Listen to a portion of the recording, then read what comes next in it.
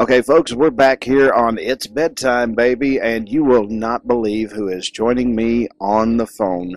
Ladies and gentlemen, I give you the legendary Mr.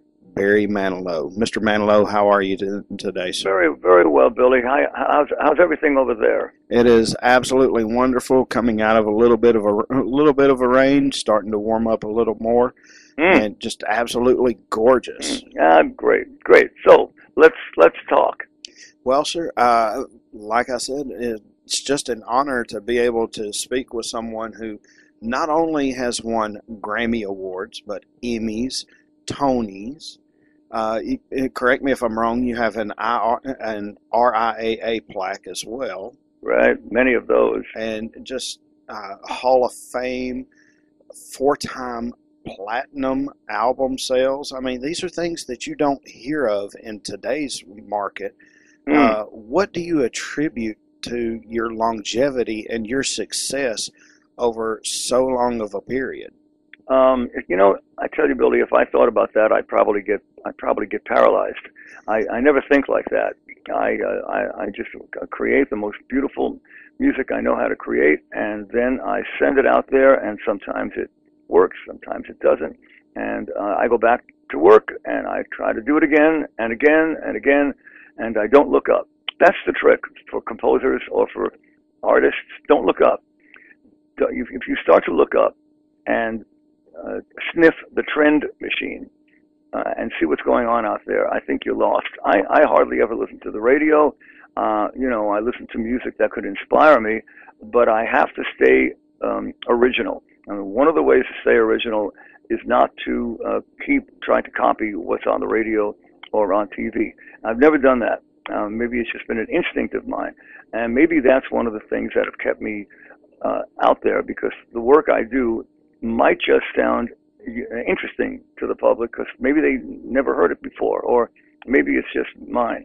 That would be my advice to young people. Don't look up. Don't try to copy. If you're going to go up there and you're going to wear crazy outfits, well, it's too late. Lady Gaga's already done that. You got to figure. You got to figure out your own way of looking different.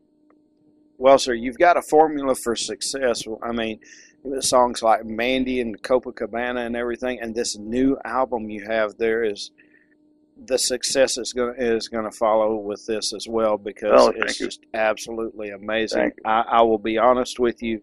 I do have a favorite song on this album. All right, go on. And that is Written in Stone. Wow, you're the first one. That song. You're the first one who has mentioned that as their favorite song. Wow, thank you, Billy. It's one of mine too. Well, it just speaks volumes to me and where I have become in my life thus far. Right. So right. And it's just a wonderful, wonderful song, and the sound of it is classic Barry Manilow. Oh, thank you very much. And these kind of songs, especially that one that you mentioned, it doesn't. The ones that I know are going to affect people, they come very quickly when I'm composing. When I have to struggle with writing something, when I have to go back over it the next day and the next day, I always know, it's not going to work, because the public can hear the struggle in the work. But when they come really fast, then I can usually count on the fact that the public is going to relate to it, like you just did. I can tell you that song happened so quickly that I don't even remember composing it.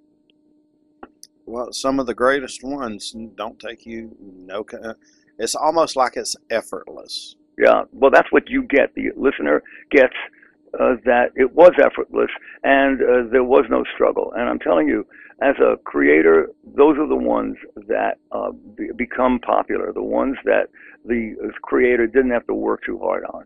Now, a lot of folks, I'm not certain if people would know or could even fathom these numbers that I'm about to give out. 29 studio albums, 4 live albums, 15 compilation albums, 57 singles, 4 soundtracks. I mean, that is a ton of music. Artists, oh my God, Billy, I'm so old. Holy moly! Hey, I'm right there with you, sir. I am right there with you.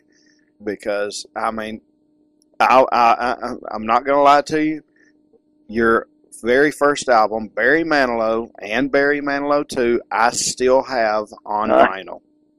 oh my goodness.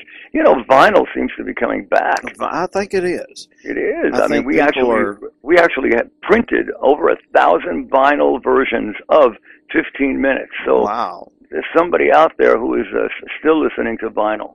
Well, it's those of us who not only appreciate vinyl but also know, CDs are great, cassette tapes were good, but vinyl sounds better.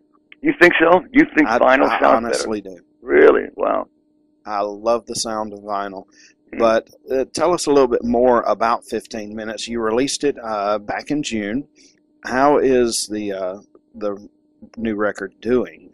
Well, it's doing great. We're still pretty high up in the indie charts because this was a very risky album for me. It's an album that sounds nothing like anything I've ever done, and because it's so guitar driven, it's not filled with it's got a couple of beautiful moments in it, like the one you mentioned, Written in Stone, and then there's Bring On Tomorrow, and then there's Slept Through the End of the World. They're beautiful, but most of it is got much more energy and a lot of guitars on it than I've ever done, and that was a big risk. And then I released it on my own label, and that was a big risk. And now you're doing so well on the indie chart, and that was a big risk. So this was all a very scary and now thrilling experience for me. Now, you are currently performing in Vegas. Yeah. Now, correct me if I'm wrong. You just did. No, it's next week that you're going to be in D.C., correct?